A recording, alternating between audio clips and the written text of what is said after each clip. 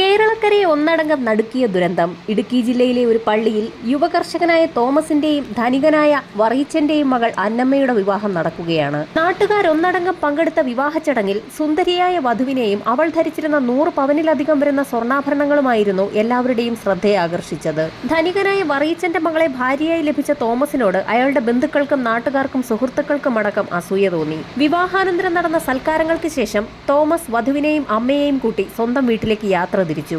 വിവാഹ പിറ്റേന്ന് പുതുമണവാട്ടിയെ കാണാനെത്തിയ അയൽക്കാരി Rossi calling ബെല്ലടിച്ചിട്ടും ആരും വാതിൽ തുറന്നില്ല.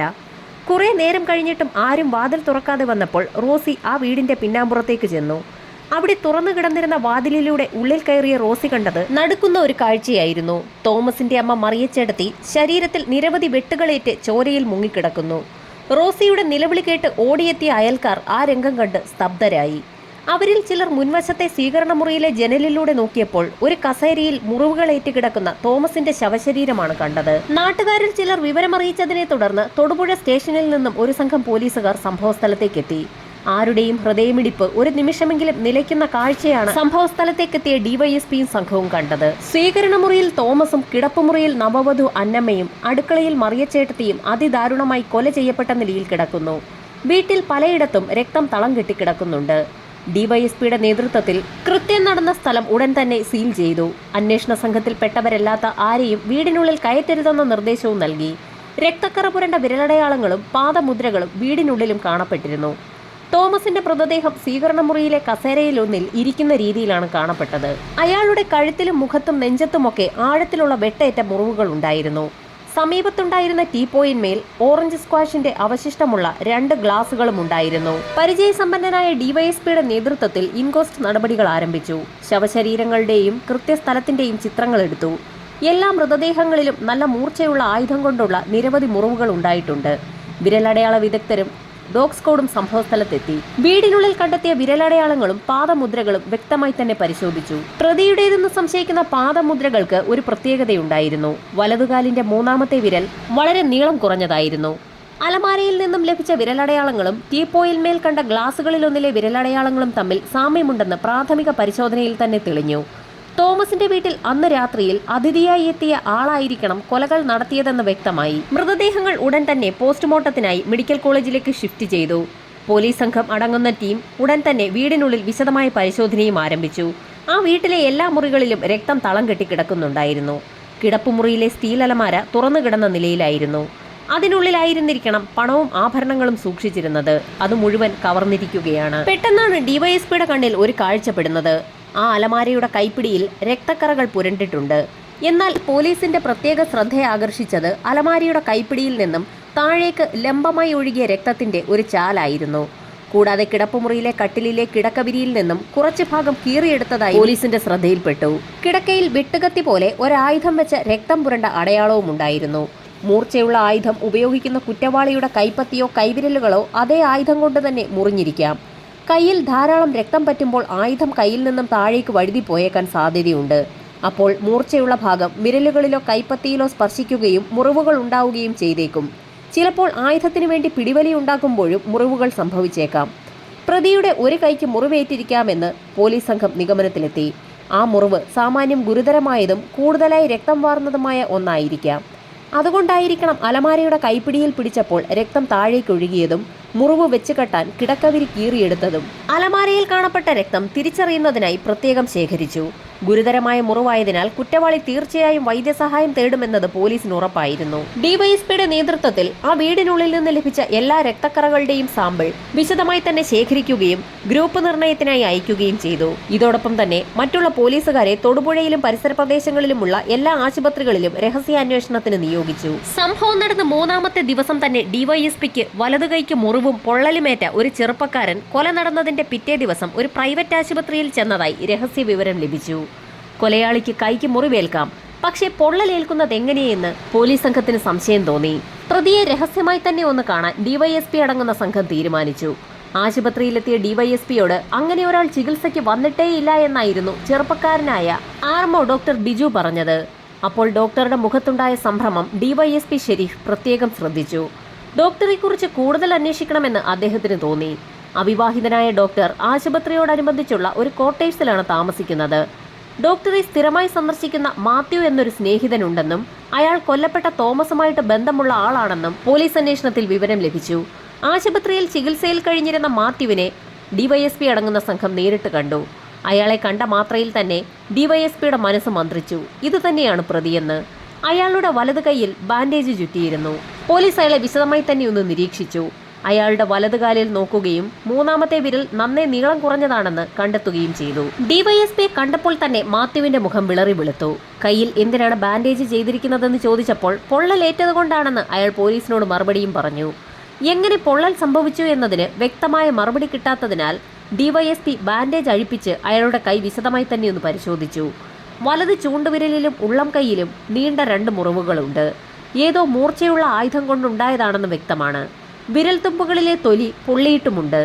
മുറിവും പൊള്ളലും ഒരുമിച്ച് എങ്ങനെയുണ്ടായി എന്ന ചോദ്യത്തിന് തൃപ്തികരമായ മറുപടി കിട്ടാത്തതിനാൽ കൂടുതൽ ചോദ്യം ചെയ്യാനായി ഡിവൈഎസ്പി അയാളെ കസ്റ്റഡിയിലെടുത്തു. കൊല നടന്നതിന്റെ അടുത്ത ദിവസം രാവിലെ മാത്യു ആശുപത്രിയിൽ ചെന്നിരുന്നതായി ആശുപത്രിയിലെ 2 നേഴ്സുമാർ പോലീസിന് മൊഴി നൽകി. അയാളുടെ വലത് കൈയിലെ ചൂണ്ടുവിരലിൽ ഒരു മുറിവുണ്ടായിരുന്നു. വിരലിൽ ഒരു ബാൻഡേജ് പ്ലാസ്റ്റർ ഒട്ടിച്ചിരുന്നു. അവർ അത് മാറ്റി മുറിവ് വൃത്തിയാക്കി പുതിയ പ്ലാസ്റ്റർ ഒട്ടിച്ചു. നേഴ്സുമാരോട് മോട്ടോർ സൈക്കിളിന്റെ കമ്പികൾക്കിടയിൽപ്പെട്ടാണ് വിരലിന് മുറിവേറ്റതെന്നായിരുന്നു മാത്യു പറഞ്ഞിരുന്നത്.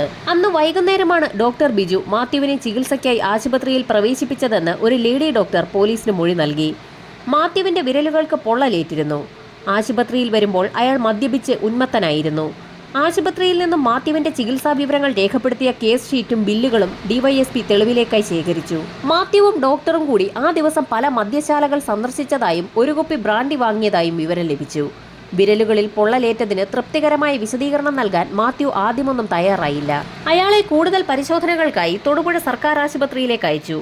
മാത്യുവിന്റെ വലതു കൈയിലെ ചൂണ്ടുവിരലിലും ഉള്ളം കൈയിലും മൂർച്ചയുള്ള ഒരു ആയുധം കൊണ്ടുണ്ടായ മുറിവുകളുണ്ടായിരുന്നു. കൈപ്പത്തിയിലും കൈവിരലുകളിലും പൊള്ളലും കാണപ്പെട്ടു. പരിശോധിച്ച ഡോക്ടറോട് വിരലുകളിലെ മുറിവുകൾ തോമസിനെയും അമ്മയെയും ഭാര്യയെയും കൊലപ്പെടുത്തിയപ്പോൾ കത്തികൊണ്ടുണ്ടായതാണെന്ന് മാത്യു പറഞ്ഞു. കയ്യിൽ സ്വയം ബ്രാൻഡി ഒഴിച്ച് തീ കത്തിച്ച് പൊള്ളിച്ചതാണെന്നും അയാൾ സമ്മതിച്ചു. പോലീസിന്റെ കർക്കശമായ ചോദ്യം ചെയ്യലുകൾക്കൊടുവിൽ മാത്യു വിശദമായ ഒരു കുറ്റസമ്മതം തന്നെയാണ് നടത്തിയത്. അയാൾ തോമസിന്റെ കൂട്ടുകാരനായിരുന്നു. തോമസിന്റെ വിവാഹത്തിലും സൽക്കാരത്തിലും പങ്കെടുത്തിരുന്നു. നിറയെ സ്വർണ്ണാഭരണങ്ങൾ അണിഞ്ഞിരുന്ന അന്നമ്മയെ കണ്ടപ്പോൾ അയാളുടെ മനസ്സിൽ കൊലപാതകത്തിന്റെ രൂപരേഖ തെളിഞ്ഞു. മാത്യുവിന് ധാരാളം കടബാധ്യതകളുണ്ടായിരുന്നു.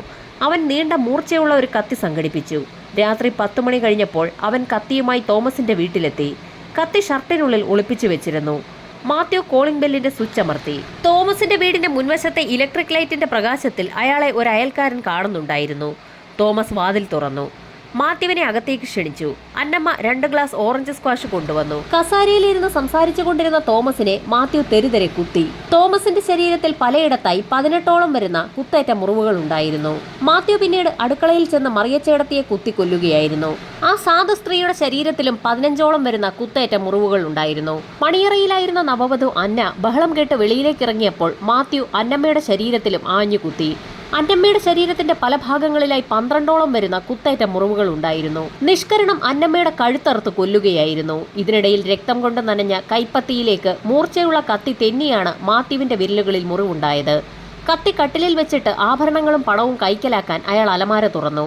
എല്ലാ തട്ടുകളിലും പരതി നോക്കി. സ്വർണവുമില്ല, പണവുമില്ല. അയാൾ പരിഭ്രാന്തനായി.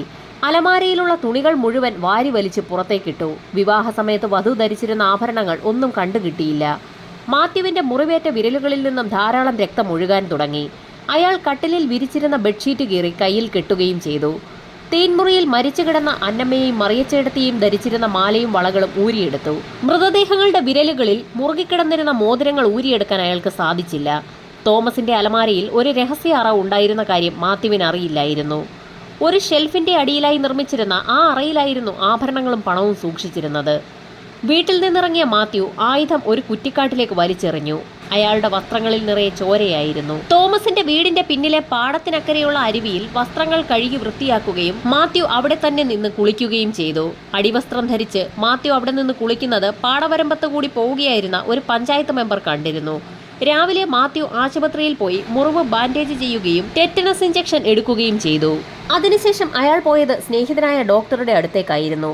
MBBS ബിരുദധാരിയായ ഡോക്ടർക്ക് മാത്യുവുമായി അസാധാരണമായ ഒരു സുഹൃത്ത് ബന്ധമുണ്ടായിരുന്നു. അവർ അശ്ലീല സാഹിത്യവും ചിത്രങ്ങളും കൈമാറ്റം ചെയ്യുന്നതിലൂടെയാണ് സുഹൃത്തുക്കളായത്. നടന്ന സംഭവങ്ങൾ മാത്യു ഡോക്ടറെ ധരിപ്പിച്ചു.